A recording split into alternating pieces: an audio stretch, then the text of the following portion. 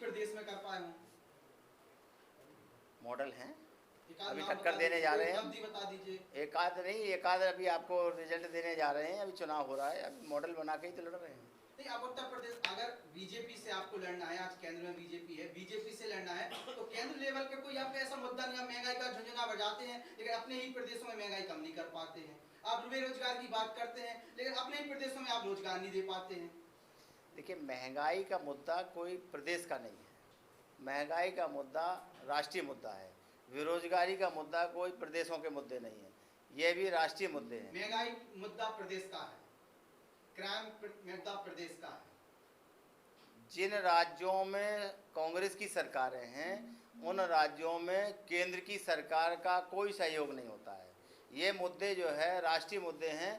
जिन सरकारों को वो लाभ देना चाहते हैं, उनकी सरकारें हैं वो। हमारी जहाँ जहाँ सरकारें हैं, केंद्र सहयोग ही नहीं करता है, तो हम कहाँ से महंगाई कम कर ले जाएंगे। जब आप लोग केंद्र में थे और विपक्ष में भारतीय जनता पार्टी थी, तो कई प्रदेशों में भारतीय जनता पार्टी ने अच्छा काम किया। चाहे गुजरात की चर्चा की जाती, चाहे मध्य प्रदेश की चर्चा की जाती थी। कांग्रेस की सरकार, हम आपको काट रहे हैं, प्रश्न समझ गए। कांग्रेस की जहाँ जब सरकार थी राष्ट्रीय, कांग्रेस की सरकार में इस तरीके का भाई भतीजेवाद नहीं था। वो देश को एक देखती थी, चाहे किसी की सरकार क्यों ना हो, लेकिन उनका एक जैसा नियम होता था। अगर 100 रुपये वो कांग्रेसी सरकार को दे रहे थे, तो 100 रुपया भाजपा सरकार को भी दे रहे थे। यहाँ पर तो छीन छीन के रेवड़ी बांट रहे हो। सरकार भाजपा की जिन राज्यों में, उनके लिए खुला हाथ है उनका। जिन राज्यों में कांग्रेस की सरकार हैं, उन्हें पूछते भी नहीं है। तमाम ऐसे प्रपोजल जाते हैं उनके कि आज ये जनहित का मुद्दा है, ये आज किसानों का मुद्दा है। उन मुद्दों को जब उठा करके जब प्रपोजल जाता है भारत सरकार को, तो वो डस्टबिन में डाल दिए जाते हैं। निकाय चुनाव का एजेंडा क्या होगा आपका? अभी बनाने जा रहे हैं निकाय चुनाव का एजेंडा, हम बनाने जा रहे हैं। जैसे बीजेपी कहती है कि कांग्रेस परिवारवाद परिवार, वर्तमान में अभी राष्ट्रीय अध्यक्ष का बदलाव हुआ है, तो इससे कितना प्रभाव पड़ने वाला है? ये आगे दिखेगा आपको, तो ये जो पक्का दिखेगा। खाबरे जी को प्रदेश अध्यक्ष बनाया गया है, क्या असर दिखेगा? खासकर खाबरे जी को बनाया गया बुंदेलखंड से। बुंदेलखंड में नहीं, हम पूरे प्रदेश में आपको फायदा दिखाएंगे। इसी के लिए निकले हैं हम। 18 17 घंटा का काम कर रहे हैं। हाँ, बूढ़े तो भाग नहीं, आलम हो नहीं, बूढ़े भी आएंगे, जवान भी आएंगे, युवा भी आएंगे, सब आएंगे, देखिएगा आप।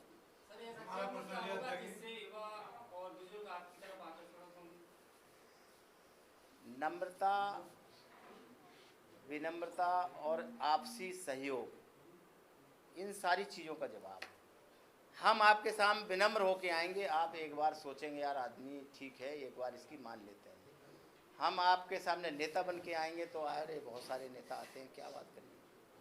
हमने यही सीखा है और इसी की दम पर हम यहाँ तक आए हैं, और आगे भी हम जो विज़न लेके चले हैं, इस विज़न को पूरा करने में सफल होंगे आप सबके सहयोग से। अध्यक्ष जी, हमारा प्रश्न है कि जो कांग्रेस पर हमेशा एक लांछन लगता था विपक्ष के द्वारा कि परिवारवाद है, परिवारवाद को बढ़ावा दे रहे हैं, उस लांछन को, उस आरोप को खत्म करने के लिए प्रदेश और केंद्र में बदलाव हुआ, क्या ये सही है? नहीं, देखिए, प्रदेश में जो परिवर्तन हुआ है राजनीतिक हालातों को देख करके, एक तरफ बहुजन समाज पार्टी जब खत्म होती नज़र आ रही है, तो जो बहुजन समाज पार्टी का जो वोट है ये कांग्रेस की तरफ आता नज़र आ रहा है, तो क्यों ना हम उसको इस तरीके से बिल्डअप करें कि हम एक उनके आदमी को जो पदाधिकारी बना करके उनको साथ जोड़ने के लिए काम करें, तो वो किया गया है। तो परिवारवाद खत्म करने के लिए नहीं, जातिकरण सूत्रीकरण के लिए बदलाव हुआ? नहीं, परिवारवाद का कोई नारा ही नहीं है। परिवार तो कांग्रेस है, ये परिवारवाद की जो परिभाषा है। गांधी परिवार क्या कांग्रेस से हटके है? नहीं, हटके नहीं, आरोप लगता था। नहीं, आरोप लगाना उनका काम है, तो उसको खत्म करने के लिए बदलाव हुआ है? नहीं, आरोप लगाना उनका। अब वो तो कहने लग गए हैं अरे गांधी परिवार थोड़ी खत्म हुआ, उन्होंने तो अपना रबर स्टैंप बना लिया। ये भी आप लोगों ने दिखाया है, लेकिन ये सब है नहीं।